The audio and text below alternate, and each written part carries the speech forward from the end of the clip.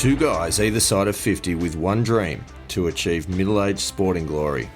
This is the Missing Links Golf Show.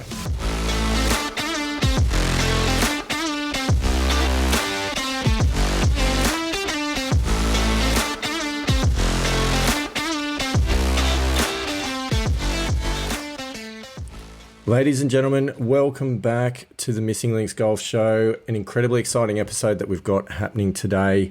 I'll explain all about that in just a moment, but I'm Steve Hinks. I'm joined by Andy Walker, my partner in crime, long-term friend. Andy Walker, welcome.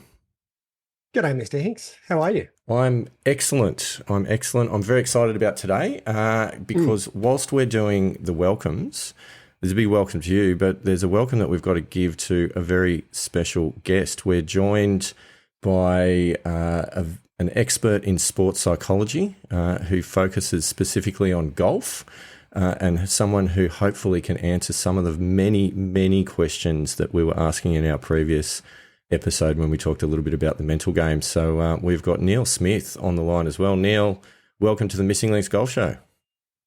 G'day, guys. How are you doing there? It's early evening in California and very pleasant winter weather here. Fantastic. First international guest, Andy Walker. How do you feel about that? I am really excited. I mean, as you know, we've had a guest previous on the show, but the first international guest. I think guest. This is consistent with our international audience that we now have almost across the globe, you can say. We're a big deal in Mexico, Neale. I was very enticed by the compensation package of a hat and a ball marker, so how could I turn that down? As I said, we're nothing if not generous here at the Missing Links Golf Show. But wonderful to have you on board, and I think for a good place to start is maybe to give you the floor for a moment and just tell everybody who you are, where you're from and what you do. Well, from Bega, down on the south coast of New South Wales originally. Grew up on a farm, Bega Primary, Bega High. Typical country kid, was into a bunch of sport, was pretty good at a lot of them. End up specialising as a track and field athlete, and specifically the jumps, mostly high jump and a little bit of triple jump and some long jumping, but mostly high jumping. Got to a pretty high level, was on the junior national team and won the Australian All Schools. Was on a good trajectory to possibly maybe get on a Commonwealth Games team, or dream goal was Olympic Games team. But then tore my Achilles, rehabbed, kept coming back, and it was okay, but not great. While I was rehabbing, I could chip and putt a lot and kind of got the golf bug. So I basically quit high jumping when I was about 20 in the middle of my undergrad in Sydney, and started to pursue golf more seriously. Went to Ku-ring-gai College of Advanced Education, which is now, I guess, UTS in Linfield. Great bunch of people to be with there, good degree there, B.Ed PE, and did a sports psychology class there that I really liked. Then I worked in Sydney for a year. I saved up some money to go to grad school in the US, and then did a master's degree in applied sports psychology at Cal State Fullerton under a guy called Dr. Ken Ravizza. And he was one of the most experienced guys in the US and had done a lot of work in college and professional baseball as well as Olympic teams. So I had an amazing mentor there and a good experience. And then when I finished graduate school, decided to turn pro. Was on a small mini tour in Southern California, really not having much success for a few months, really not playing that great at all. Changed my grip on the range at my course, Alta Vista, one day, stopped hooking it, and shot 62 the next day. So wow, so it's that simple. I wish it was that for everyone, but then I went to a mini tour event the next week, shot 62 again, and won by 5. And then I was really starting to play great, where I could hit it as hard as I want and not hook it. I always used to overhook it, and I stopped hooking it. So Q school rolled around. I got through first couple stages, first stage by a couple, second stage on the number. And then at finals, I birdied 5 of the first 6 holes and was in the lead the whole rest of the tournament. So next thing, I'm out of grad school 9 months, and I'm on the PGA Tour. Fantastic. So I'm living proof that if you do the right things, you can improve quickly. but also I didn't have a strong PGA Tour career. I played professionally for 10 years, but I only had 1 year on the PGA Tour and spent another 9 years trying to get back out there playing Australian Tour, Canadian Tour. I consider my 10 years of playing my PhD in applied sports psychology. Yeah, for sure.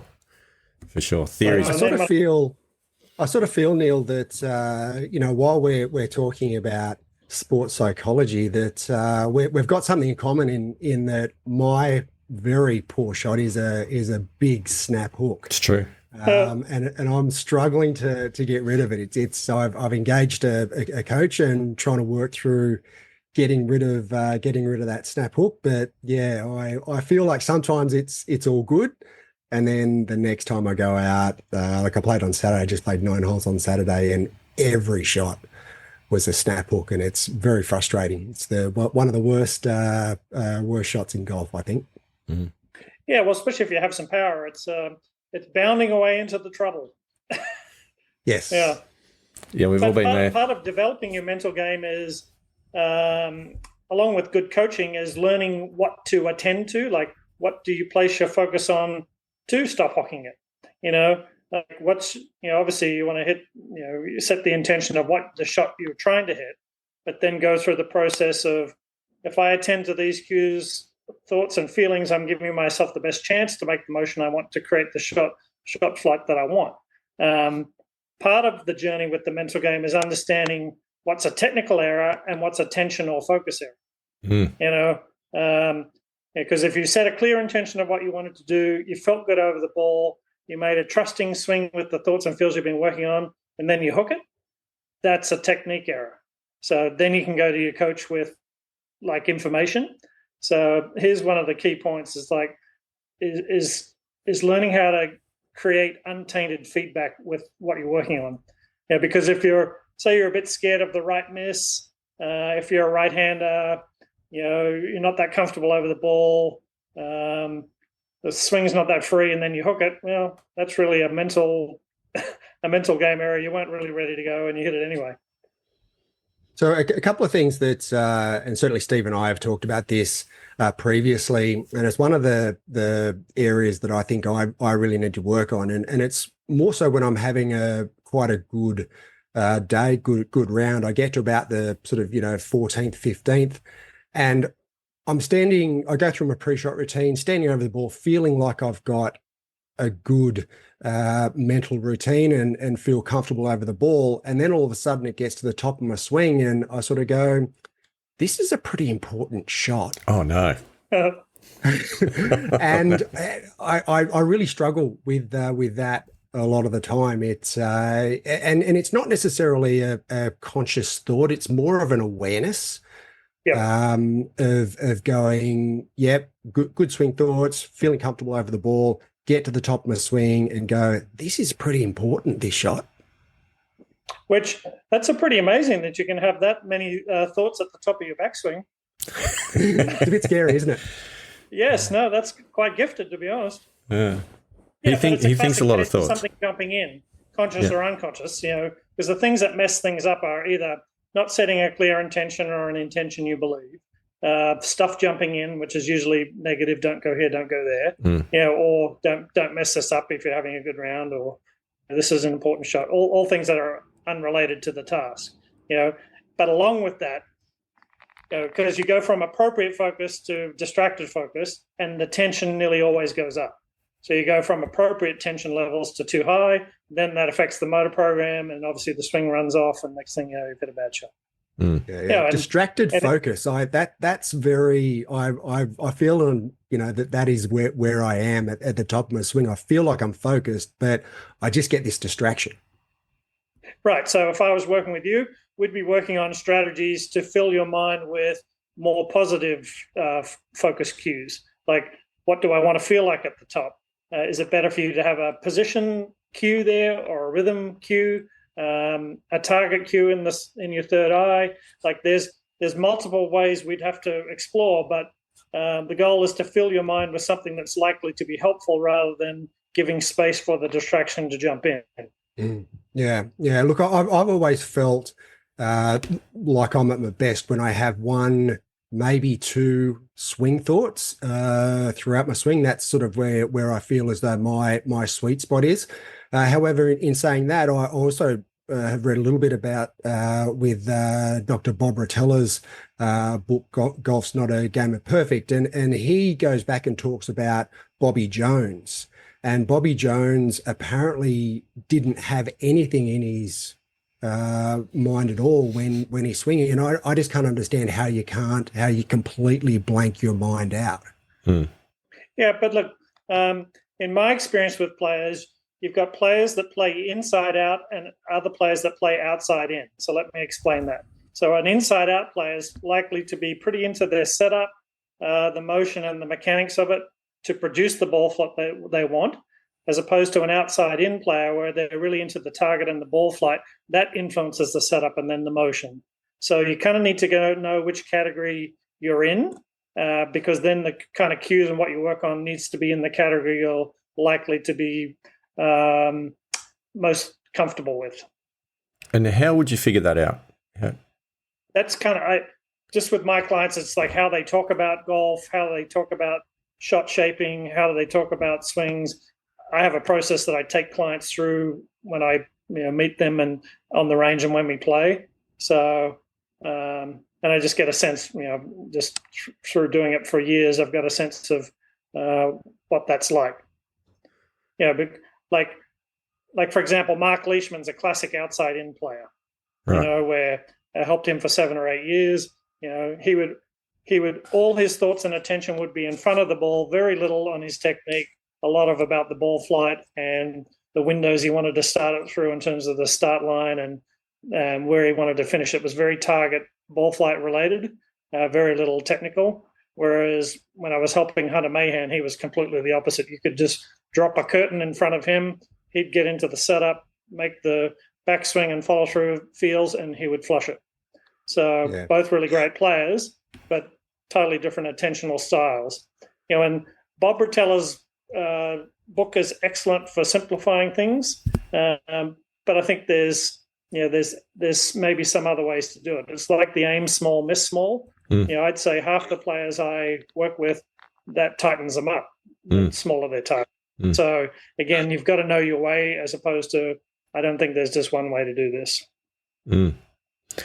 That's a really interesting point. One of the other ones, sort of a little bit aligned to what Andy Walker was just talking about.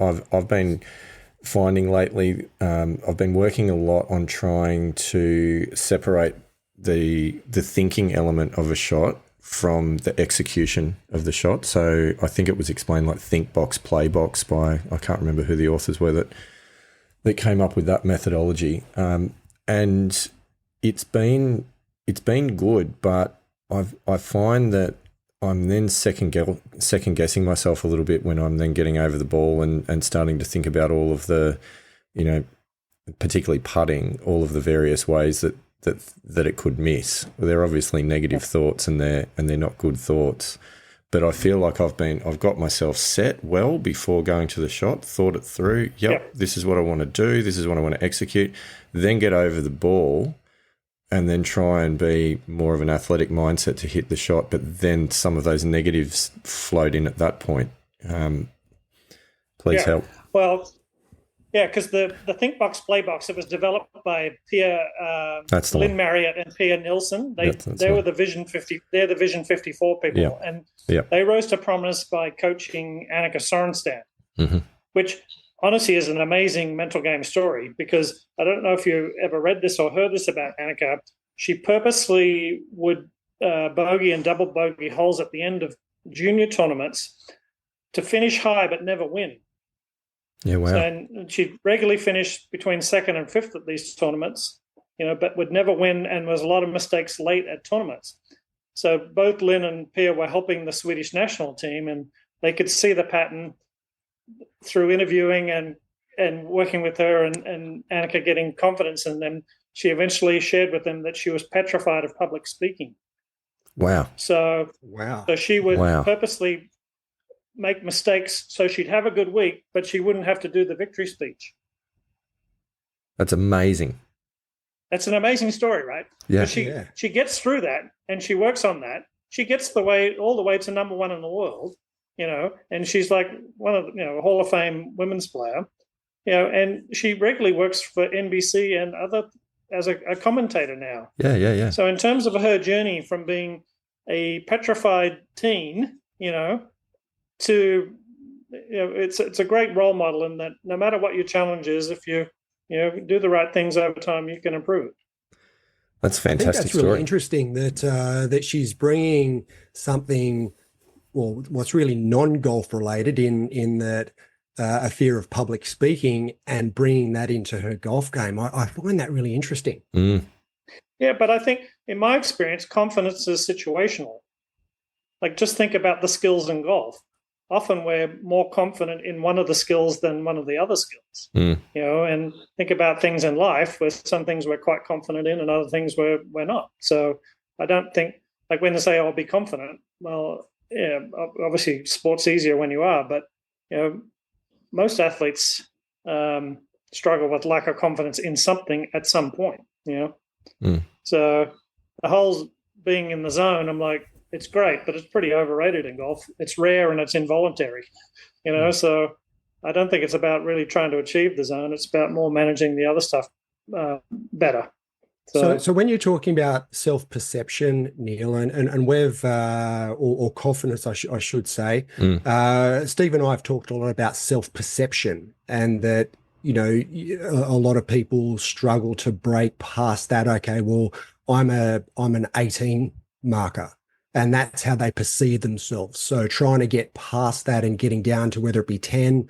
I mean, I'm 4.5 at the moment, wanting to get back down to scratch again. I know that I've got the skill base to be able to do that, but trying to get on the golf course and having the confidence and the self-perception of being a scratch marker is a totally different thing. Yeah, but it's about creating the vision of who you want to be and how you want to play. So it's being clear in that goal setting process and that vision setting process of, this is the level I'd like to play at, and this is the kind of player I'd like to be. So it's being clear with that. But also, look, I grew up in Australia. It's not a great country for, especially with Australian males, about how to talk to yourself and believe in yourself, is it? Yeah, exactly. Exactly. It's pretty self-deprecating. Like half of my work's been with Australian male touring pros, and nearly always we've got to work on the self-talk, which leads to the self-perception. They complain about their confidence being low, but you hear them talk to themselves out loud, and it's pretty brutal, let alone what they're saying to themselves that we can't hear. So I'm not saying it's the same for everyone, but my experience there, it's Australian men are pretty rough on themselves when it doesn't go well, and if it does go well, I just got lucky. Yeah, I think that's spot on. And, when you walk off a golf course into, a club room in any course around the country, and you'll hear a lot of stories about what went wrong, you very rarely hear someone sitting at the bar saying, hey, I really nailed it up 8 and, geez, my chipping was on fire. Similarly...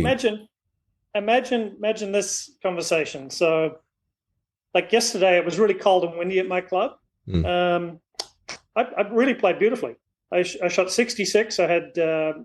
six birdies and an eagle, 1 bogey, shot 6 under. I really played well. Now, if I went into the club in Australia and they say, hey, Neale, how'd you play? They says, I really played beautiful golf today. I was really happy with myself. I'm like, think about how that would be perceived, right? Totally. Right, you'd probably get hammered pretty quick there. Yeah. Yeah. So, yeah. But honestly, I was really happy with myself, and I played beautiful golf, and I was really, I really enjoyed it. Yeah, it's a really interesting point. It's a bit like, you'll often find you might drain a long putt. Your playing partners will say, oh, great putt. And you go, oh, yeah, look, geez, lucky it hit the hole because it had some pace on it. Very rarely do you stand there and go, thanks, I actually, I really feel that was an excellent putt as well. Yeah, well, but again, I think that's a cultural thing. Yeah. Because it's, and I'm not saying America's better than Australia. It's not. It's like there's just different cultural influences no matter where you're at. And like at some of the mini tour events, when I first started playing, you'd see the guys on the range and you'd see their technique pretty average, and you go and get beaten by them by 5 or 6 shots every week, and it'd be like, God, but they were so confident in what they were doing, and we were so fragile, and so. But having lived here for 30 years, I can see why there's quite a few good American golfers. There's a good support system for that. Plus, there's a good mindset development process of growing confidence here. Because the classic case in Australia would be, say, if you won the tournament, your speech needs to go something along the lines of, "Oh, look, I'm happy to have won today. Billy probably should have won, but I just got lucky at the end, and thanks very much for having me." Yeah. Yep. Imagine if you went up there and say, "Oh." Yeah, you hear that a lot in team sports, don't you? When you someone's being interviewed and they've scored, say cricket, they've scored 100, and they're like, "Oh yeah, I was really helped out by the bowlers though. They really restricted the opposition to whatever score, and they deprecate their own achievement by complimenting other players in the team. Oh yeah, it's a team sport, and really sort of bring their own performance down." Yeah, and I understand in interviews sometimes athletes, especially golfers, are pretty guarded about what they say, and there's a generic response to a lot of questions. But I hope that's not the narrative they're creating in their own head, not in the interview. Because say you have a good day, you need to process that just as much as a day that doesn't go well. And there's lessons in both. And if you're trying to grow confidence and become a better player, you better give yourself a pat on the back at the right time for playing well. So that raises another little stat that I stumbled across that, and I don't think this is golf specific. I think this is probably across the human experience more broadly, but particularly in golf, we have a tendency to remember a negative experience something like 8 times more clearly or more likely than remembering a positive experience. Is that? Yeah, well, it's partly the game.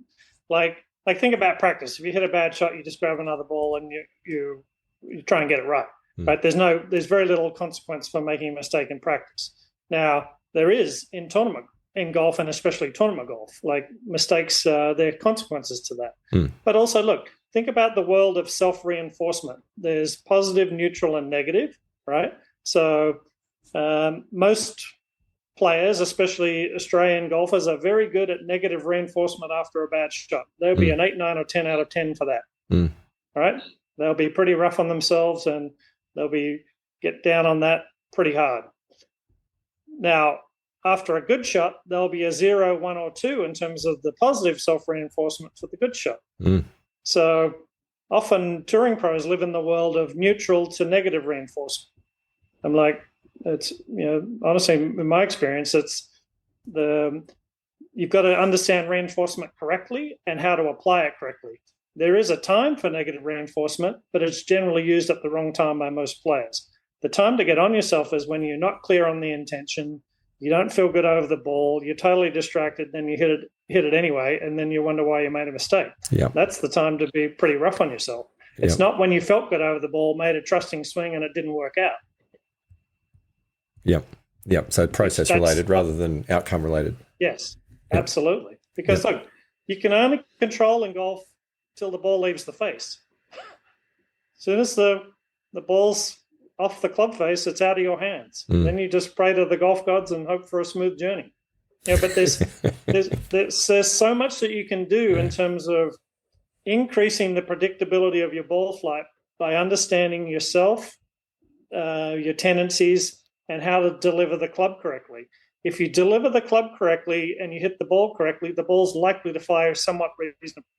So it's always about, how do I do this in the best possible way to deliver the club in this situation? And it's learning those repetitive good thoughts and feels and getting those down over and over and over and over, and knowing then how that changes tension-wise and rhythm-wise when it's going poorly or when it's going well. Yeah, and that's one of the questions I think that we had on the list, is talking about, I'm jumping around a little bit here, so apologies, because I do want to jump back to a preparation question after this, but we're talking about the when things get a roll on. So we've spoken about negative thoughts over particular shots. Then there's other times when a round feels like it's getting away from you, and comments like, "It's one of those days. I just don't have it today. Oh, I can't get off the tee today." Whatever.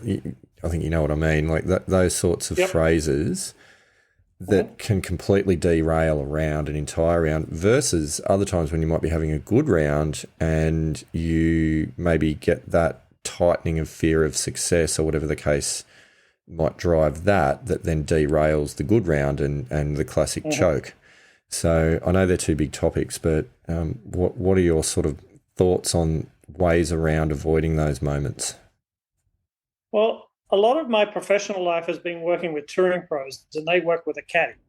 So often, so we're working with the player on their self-talk and their talk, how they talk to themselves, the caddy, and what they express after shots.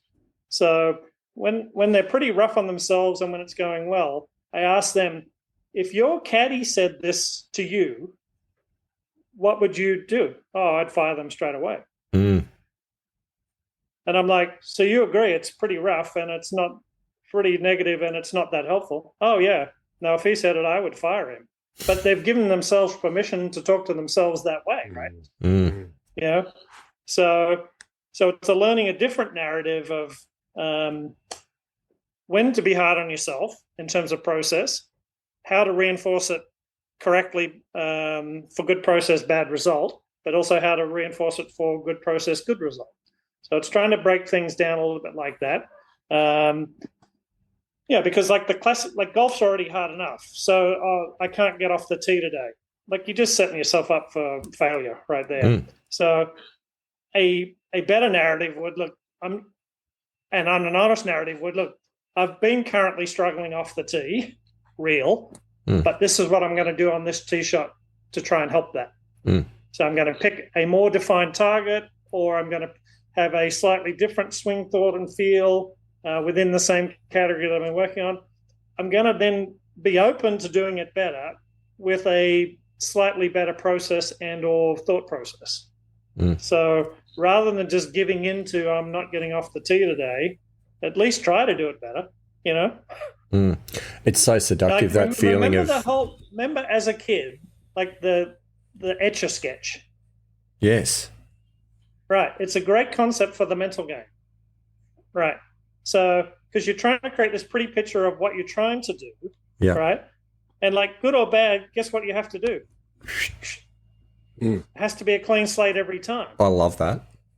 That's great. Right. Because think about when it's going poorly or good, it's not a clean slate every time. Because when it's going poorly, there's all the narrative you've created about the round that's now clouding the next picture. And then it's going well. It's the future implications of playing well. The pats on the back at the bar. Geez, I shot 72 today on a windy day. That was really good, mate. Well done. And again, all of that has nothing to do with the shot at hand. It's obvious when you say it. Yeah, but again, you've got to retrain, and look, I'll always have work in golf. It's just a game where the mental game is critical, and a lot of it's understanding what the correct process is, how to work through that, and then understand how your personality gets influenced in that. Because obviously people are different, their history is different, their personality is different.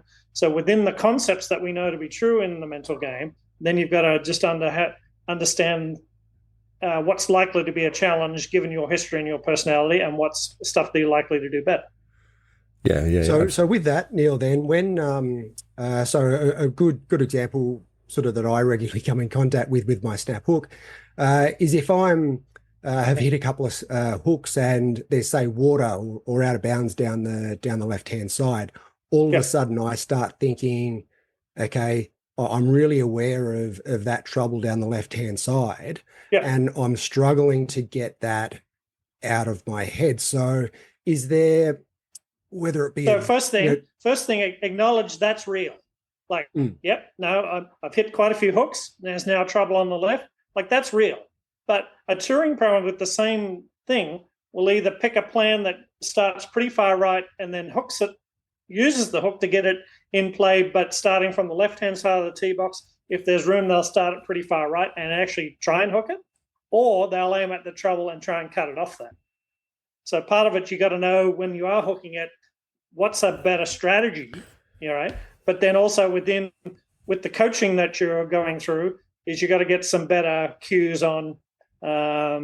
If I do this, I'm likely to not hook it or at least block it, because every player's got to have that second serve, that ability to do something where, they can miss it one way, They may not hit a great shot, but they've not hit it left. Yeah. So is this something that can be... That's mental, strategic, and technical. Yeah. So is this something that just needs to be learned on the golf course, or is there something, you've got putting drills and chipping drills. Is there something that we can do away from the golf course which would strengthen that ability to be able to just be really present on each golf shot? Oh, absolutely.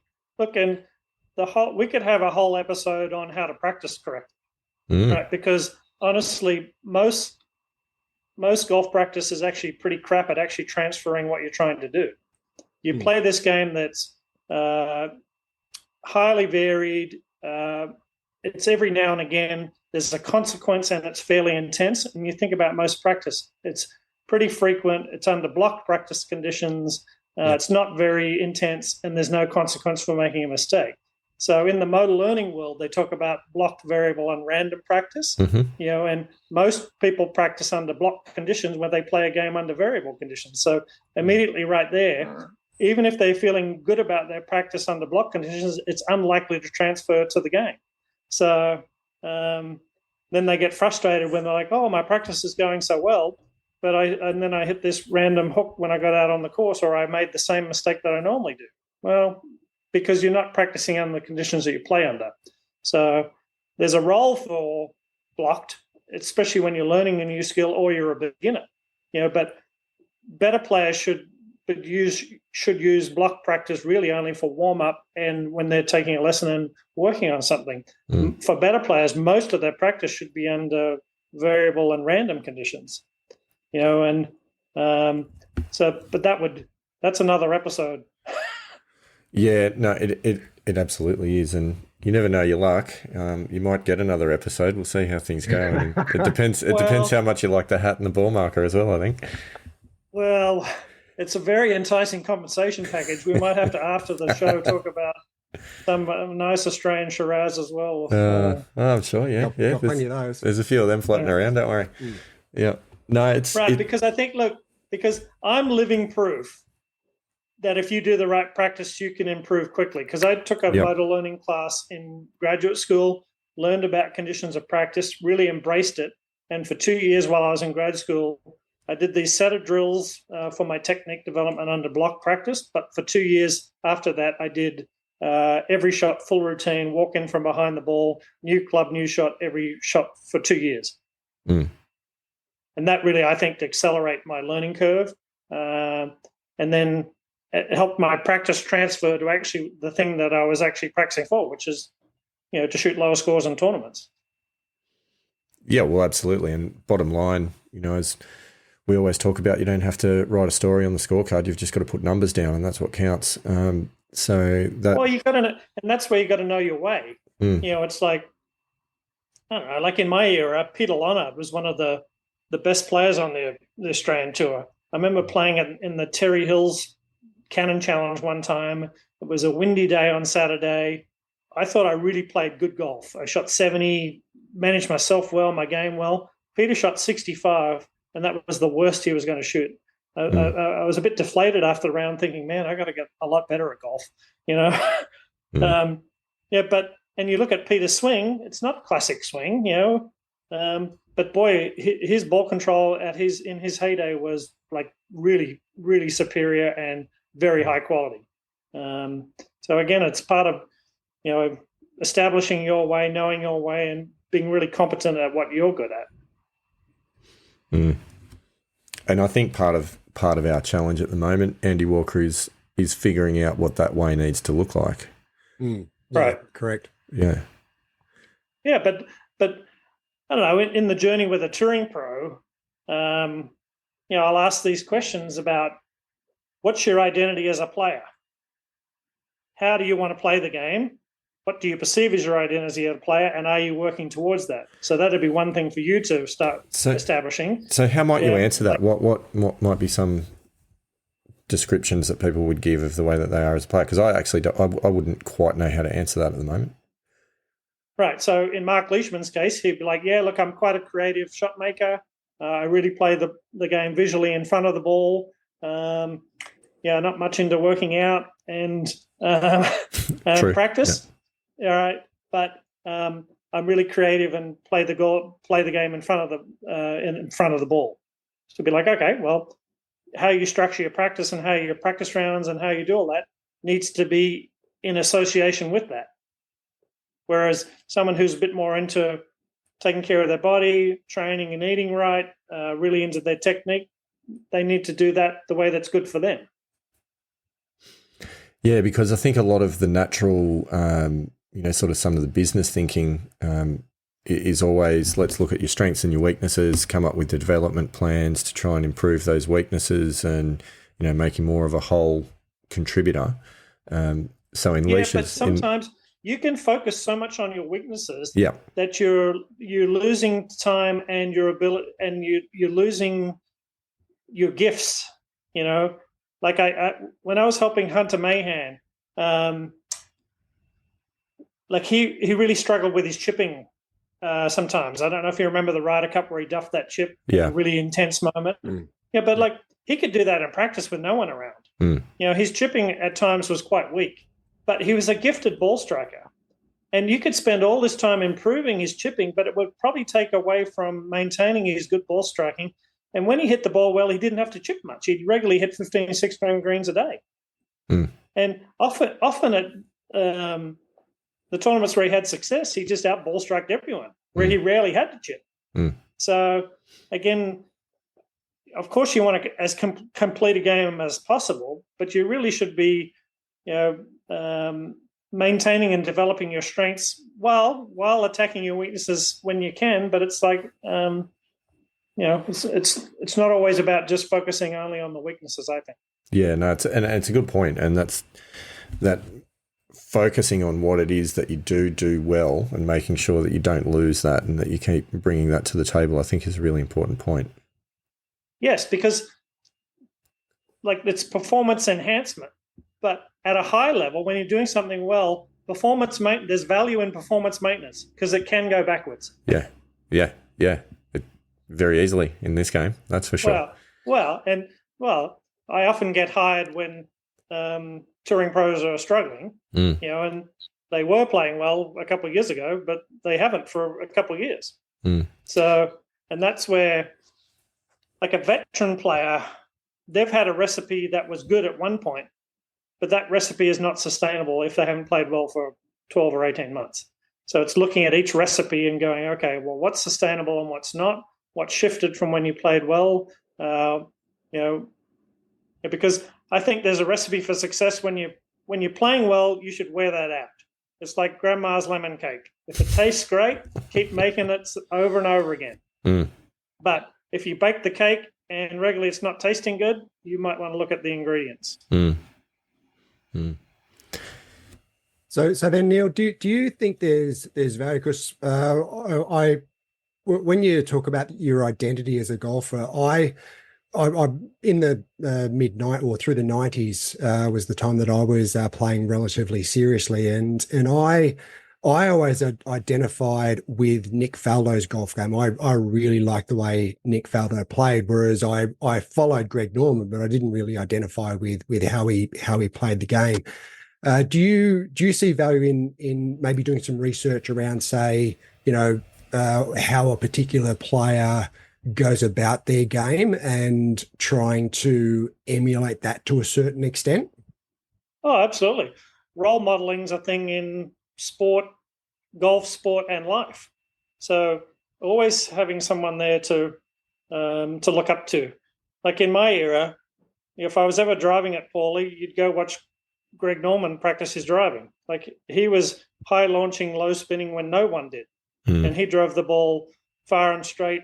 Like he was one of the best drivers in golf by far. You know, if you're struggling with your putting rhythm, just go watch Ian Baker Finch putt. Like his putting was unbelievable. Yeah. He won the New South Wales Open one year by 13 shots around the lakes, like with just unbelievable putting.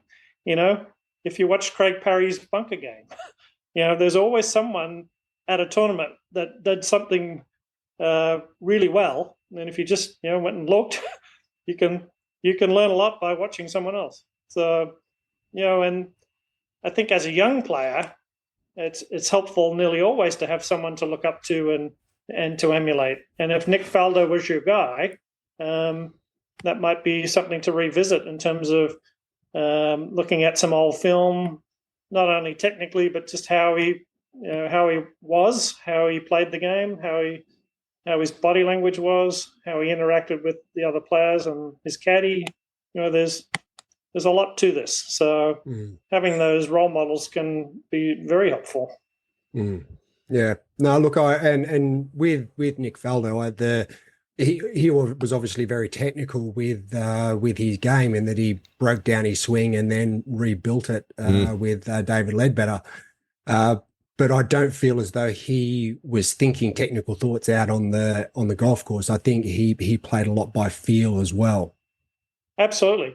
Because when I lost my tour card, I actually went to work with David Ledbetter, and it was right in the era where Nick Price and Nick Faldo David Frost are all in the stable there, and they were regularly at Lake Nona. And honestly, Nick Price's lessons were quite a bit more technical than Nick Faldo's. Right. Nick was actually very rhythm and feel based within that structure of good technique, whereas Nick Price was. They always thought he was like more feel based, but he was actually the one that was the real technician. So I'd be on the range there, and I'd overhear the lessons sometimes, and often Nick Faldo would make these sounds with his noise about how he wanted the shaft to sound. Like it was very auditory and feel based. It was not that technical, whereas Nick Price was very into the camera and the positions. So again, but a part of that's you got to kind of know your way, and also know there's a Goldilocks in every way. There's too much and too little of everything. Yep. Yeah, no, I understand that.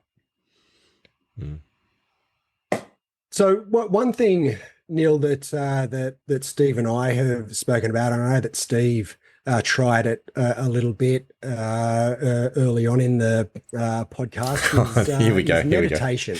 Yeah. Okay. What are your thoughts on meditation? Because I can't think of anything worse than sitting down and trying to, meditate for, 10, 15, 20 minutes. I've got two dogs, and I really enjoy going out and walking the dogs, and I try and be present. I try and clear my mind and be there while I'm doing it, which is sort of an active meditation.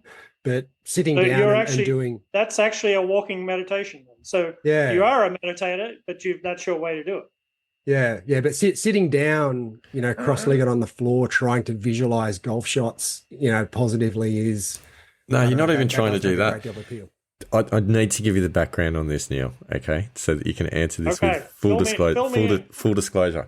So in one of the early episodes of this show, when we went through our individual improvement plans and the activities that we were going to undertake to try and improve, I decided that I would attempt to do two things to improve my mental approach to the sport. One of those being committing to a program of meditating in the morning for 15 minutes, and another to journal. And in fact, I won't grab it now because things will fall over and it will make noises. To journal after practice sessions and rounds to try and capture positive thoughts about what had happened. We then revisited this about 2 or 3 months after starting, and I admitted to Andy Walker that I found the meditation aspect incredibly boring. And I really struggled with it. And I know for a lot of people it works. I struggled with it. The journaling I found, and maybe this is the the Aussie in me, but I found it very difficult to sit there and write nice things about myself after a round. So that's where it's coming from, because Andy Walker laughed at me and said, I knew that you weren't a meditator, and I'm glad that you've tried it, and I knew it was going to fail.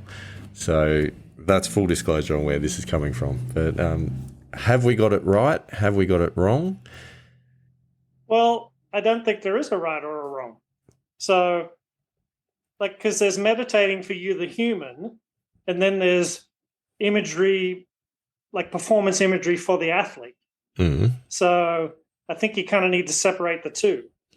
So meditating really is for your self-development as a human, connecting with yourself and your spiritual guides, your higher self, whereas relaxation and imagery for performance is a different thing. So in that case, then, Neale, are you saying, so what I talked about with my two dogs going out and that's more of an active form of meditation. That would be considered a walking meditation. Yep. Yeah. That's just anytime, as valid as sitting down. Yes. Yeah, but there might be some. Look, think about anything in life that you struggle with. There's probably a lesson there. I'm sure there is.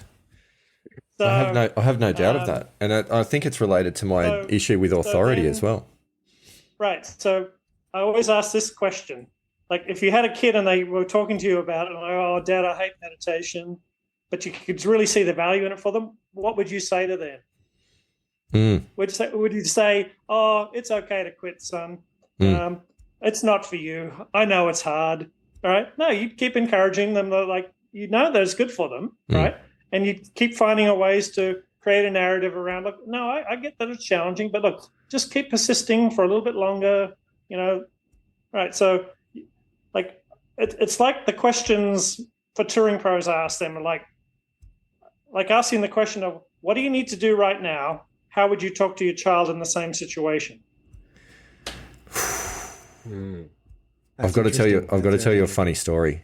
Actually, sorry, I know we're now at 47 minutes, but I've got to tell you a funny story, because you're talking about what you tell your children. So not that long ago, my young fella, he's just turned 11, and he regularly does enjoy coming along to caddy for me when I'm playing in the Saturday comp down at the local club. And we had a chat on the way to a round, and I said, look, if it's necessary at any point, here's the mantra for you to give to me, which is, you can only hit any shot once. Stay in the moment, focus what you're doing, anything that's happened before, let it go. So anyway, we got to about, what was it, Andy Walker? It was the 5th hole or something like that. And I think I'd gone double, triple and was having a mini meltdown. And my young man at 11 years of age looked me in the eye and he went, Dad, you can only hit every shot once. Get in the moment. You've got to let it go. Just forget about what's already happened. Who's parenting who at that point? That's my question. Right. Well, maturity is not always chronological, right? Wayne Dyer used to say, well, you can live 50 years or you can live 1 year 50 times. Yeah, that's such a good point. But I love a lot of the things we've talked about, but I think for me, there's two things that really stand out that I feel like I can grab a hold of and walk onto the golf course with. The first one of those is what you talked about around talking to yourself as if it was what you would expect a caddy to be saying to you, and not accepting the self-talk that you wouldn't accept from someone else saying to you. I'm probably not paraphrasing that brilliantly, but that concept. Like, think about your negative self-talk. If I said to you, like, say I'm caddying for you, and I said, and you hit a bad shot, and I said, oh, mate, that was really a terrible shot. You suck at golf. Why do you even do this? Yeah, exactly. Like, what would you think about me as a caddy? Yeah. You're like, oh, what a terrible caddy. Yeah. But you've given yourself permission to say that or worse pretty regularly. Yeah, absolutely. The other thing that I loved is the Etch-a-Sketch analogy. I just feel like that's such a really good visual way of explaining, wiping what's happened, moving forward, focusing on the next. Because look, we know you have to play one shot at a time, but you've got to develop a system to do that. Yeah. So there's the pre-shot preparation. So think box, play box. So there's the active thinking about what you want to do. Then there's the crossing the line, setting up, ball position, posture, balance. And then you've got to make the motion as well as you can. Here's one point I wanted to make when we first started that conversation a little while ago was it's good to be a 10 out of 10 in terms of your clarity in the think box. But if you're a 4 out of 10 over the ball and while you swing, like it's not going to work, you know? And that's where I feel I am. Where do you need your 10 out of 10 the most? 100%. Over the ball and doing the motion. 100%. But that's where You've got to feel over the ball and be doing the things over the ball to give yourself the best chance to hit the shot that you've planned. Yeah. Yeah. And that's where I feel that I'm struggling at the moment a little bit. The think box is fine. The play box is, I think the only way I can describe it, it's getting a bit too thinky. Yeah, but and it sounds like stuff's jumping in and you're letting it stay and marinate. You're not getting back on track fast enough. Yeah. Yeah. Because immediately if the distraction comes in, you should be going straight back to the key swing thought that you have and the target cue that you've got. So visually look at the target that you've picked and mentally put your mind on the one cue that you know is likely to helpful for that shot that you've created. So would you back off the ball at that point and kind of if it's a major distraction, it's probably a back off. Minor, you should probably stay in there and resolve it quickly over the ball.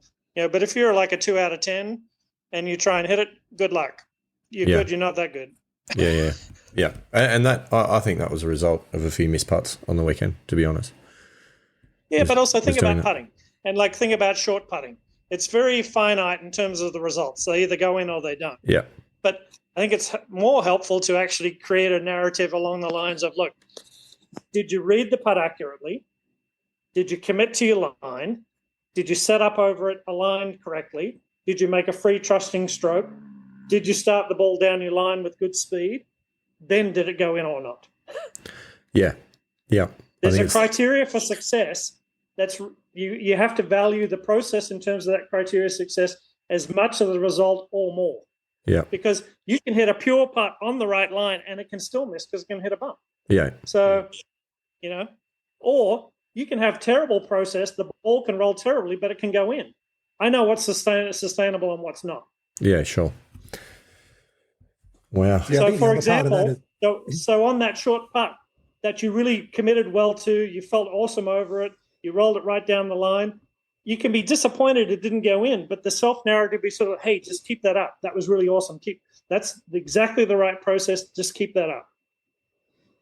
See, the other part of that, I think, Steve, as well, is trying too hard and trying too hard mentally as well to stay positive. And I need to have a positive thought.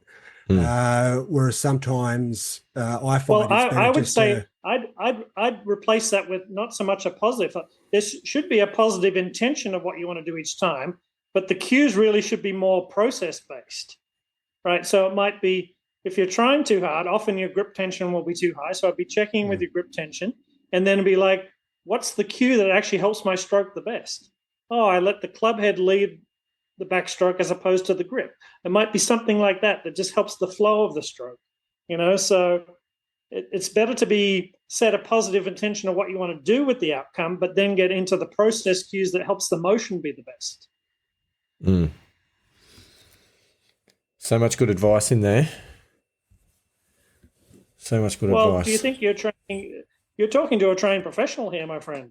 I think we're underpaying you. I think so too. I think it might have to be like 3 or 4 ball markers. Wow, that's all of our stock at the moment, actually. But anyway, that's an issue for another day. Well, we haven't got deeply into the merch world yet, but we're working on it. Well, I can be bought with Penfolds Grange. Can't we all? Can't we all?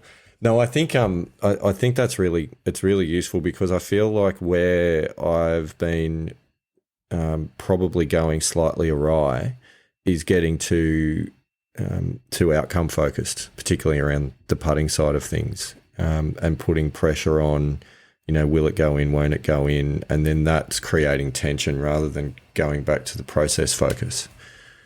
Okay, so what I'm going to recommend for you is for the next few rounds is for you to have a mental scorecard. Yeah. So, all right, what we're going to do is we can do it one of two ways. Rating out of 10 for the quality of the process of the shot, 10 being awesome, 0 being not great at all. Or you can do it in a yes, no, I did a good job on that routine or not, process-wise. Yeah. So you can decide, it doesn't matter. But once you're over the disappointment and or excitement of the shot, you need to write down at that time either a rating out of 10 or a yes, no. And your criteria for success is how well you do the process each shot and what quality of information you can get from that round to work on in the future. Of course, you want to play well and shoot a good score, but it's more than that. Yeah.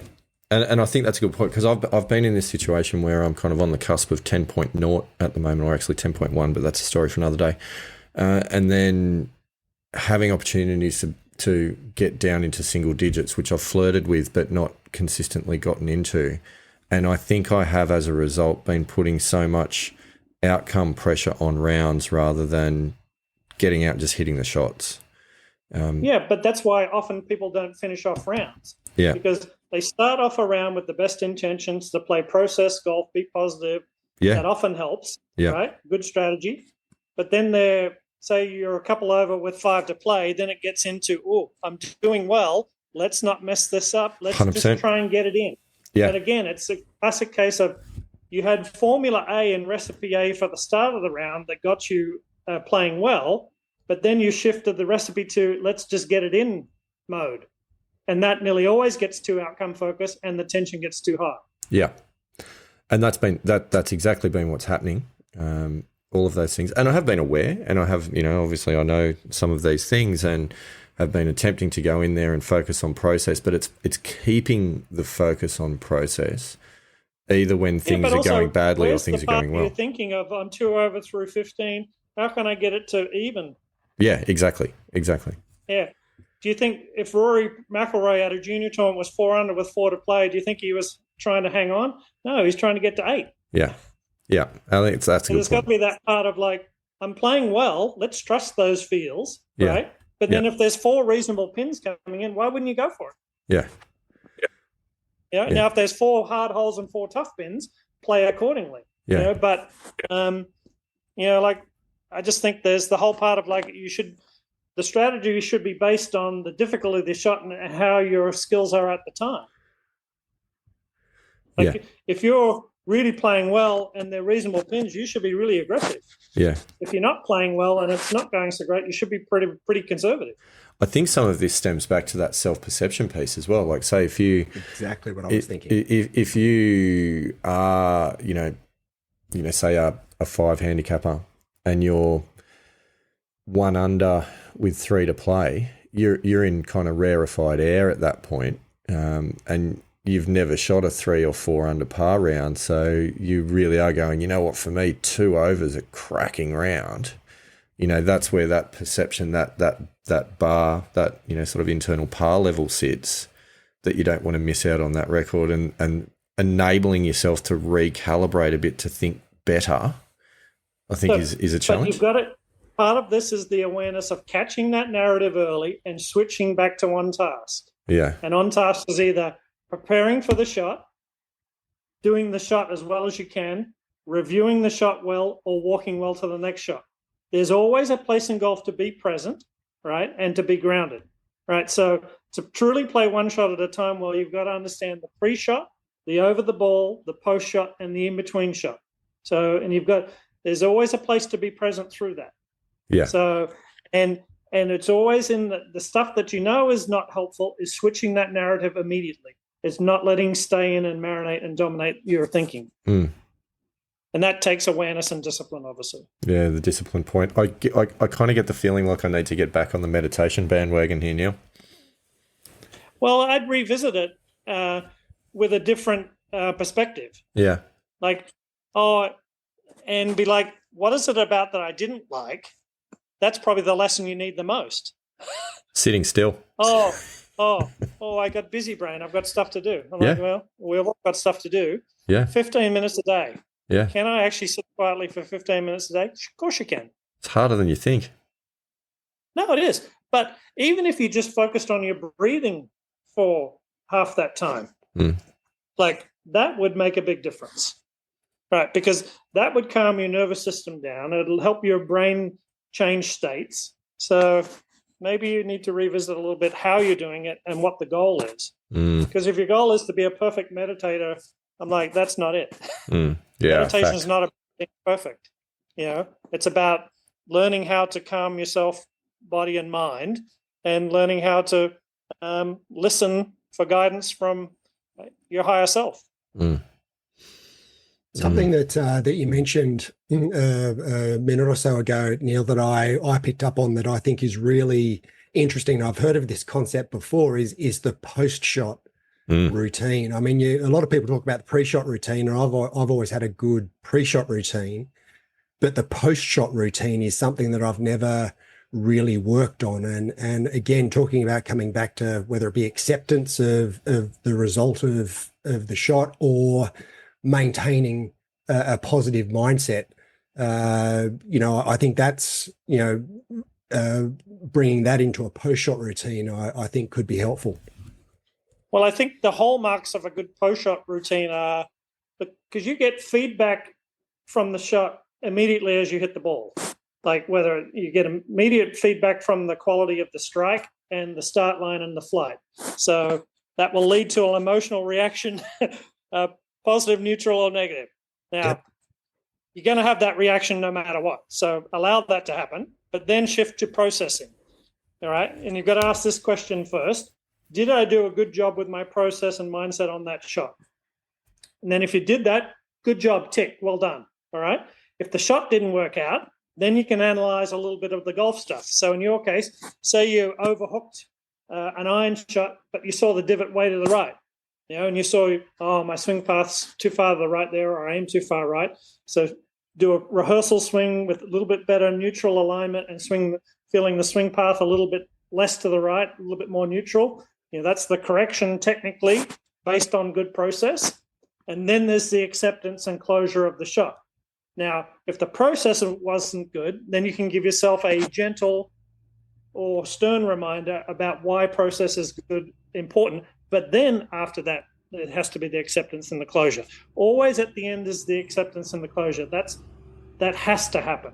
Because it's a no-brainer. If you don't do that, it's going to taint the next shot. So absolutely. And again, like you guys care about this journey. There's certain non-negotiables in this. Like there's certain negotiables, like how you have the ball on the putting green, line, no line, that's totally negotiable. Practice stroke or not, totally negotiable. But not having acceptance and closure for a shot, that's a non-negotiable. You have to do that. It's like the planning phase. You have to have a clear plan. Like there's certain things that you just have to have in here. And you've got to be aware and disciplined with those things. That is sensational advice. Haven't thought about it. I wish I had to have had that conversation 30 years ago. Yeah. I have to say.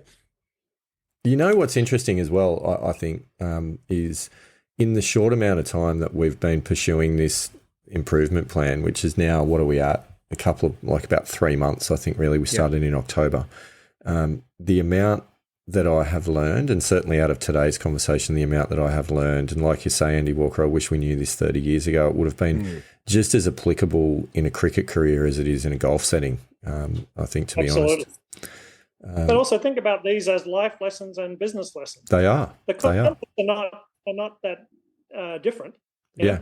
No, absolutely. It's like the growth mindset. It's like you can read the book and understand the concept. It's living the growth mindset. Yeah. And the growth mindset in golf is framing mistakes differently. Like if you've done good process, there's actually good information here if you take it. And the growth mindset is like, look, I know that's a disappointing result, but this is one thing I need to keep working on and I need to keep refining. So, and then when you do it well, this feeling in cue is really good and it's producing what I want. So maintain that. No, that's a topic that we talk quite a lot about. Actually, is maintaining a growth mindset and a development mindset. Yeah, it's a good reminder. It's been, look, it's actually, I've found this has been quite an inspirational conversation as much as it's been educational. So it's, it's made me want to get back out there and try a few things on the weekend. Well, so, I'm going to give myself a pat on the back then. Yeah, I think there's a tick in every box right there. But look, we've ticked over an hour, and I'm mindful of your time as much as anything else, Neale. I have loved this conversation, and I hope anyone that's listening also gets as much out of it as what we have. I know I'll be going back to the recording and listening to it a few times and jotting some notes down to make sure that I squeeze all of the juice out of it that we possibly can. Yeah. I think we'd probably love to have you back at another time in the future where we can hopefully talk about having implemented some of these successes and having another list of other questions that we'd have for you. But before I think that would be good. It's just to revisit, get some of the key concepts and work on them for a little while. Let's revisit. You're probably going to have to improve your compensation package a little bit. That's true. We can work on that. We can work on that. You've seen what's available now, so you're going to have to up the compensation package. But look, have your person talk to my person, and we'll see what we can get to. Yeah, so are you thinking like a pitch mark repairer or a packet of teas? Is that more what you think? I think more a club head cover. Yeah. That and a hill of grace. That's pretty good Shiraz as well. I tell you what, I'd love to catch up with you in person and actually share that bottle at some point. I think that's got to be on the cards. Clarendon Hills Australis doesn't suck either. Yeah, no, there's a few good ones out there. That's a fact. Before we wrap up, we'll say a few, like a couple of little closing messages about how everyone can get on board with the show with our Facebook page, the Missing Links Golf Show on Facebook. We've just opened up an Instagram account as well. You can find us there. But Neale, how can people find you, and would you like them to find you? Oh, look, I've got a website that I use as basically a way to find me. It's processperformance.info. It's pretty antiquated, and one of my goals for 2024 is to update that. And there's a way there to get my cell phone if people want to contact me. I'm much better in person and over the phone than I'm not very techie. I don't do any social media except Facebook to remember friends' birthdays. So it's useful for that. So I'm a bit old school in terms of those things, but my real gifts are one-on-one and that kind of stuff. So, yeah, fantastic. Well, we can drop the link to your website in the show notes for the episode so people can find you if they want to reach out. But I think from us, yes, please hit that auto download button for the show. If you've enjoyed this episode, hit that button. Please leave a review. 5 stars always welcome. If you can't afford a fantastic bottle of Shiraz, then a 5-star review is the next best thing. Neale, thank you so much for joining us. It's been a really fantastic conversation. I know I've learned a lot, and there's a few things that I want to implement in the next round. So we really appreciate your time, and we can't wait to have you back on our next episode. So thank you. Oh, you're welcome. And look, there's some good stuff there for you guys to work on. Get to work with that, and then let's revisit and see what progress you've made. Absolutely. Yeah, I'd just like to reiterate that too, Neale. Of course, I've got 2 or 3 really great things out of this conversation. Certainly the inside out versus outside in. Going back to having a mentor or looking at a mentor, I think has got some a lot of advantages to it. So there's a couple of gold nuggets that I've got. So I really appreciate your time. Yeah, and in your case, you need to differentiate between good process and technique.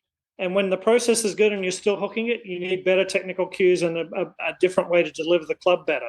Yeah. Now if you're tight and scared of something and then you hook it, you've got to improve that first, right? But if you're making a free trusting swing and you're still hooking it, that's a technique issue. And that's with your coach. You've got to get together with some different and or better cues to get the path-face relationship better. Yeah. On that note, I think there's only one thing for us to do, and that is to Andy Walker rock out to our outro. And ladies and gentlemen, we'll see you all again next episode. See you next week.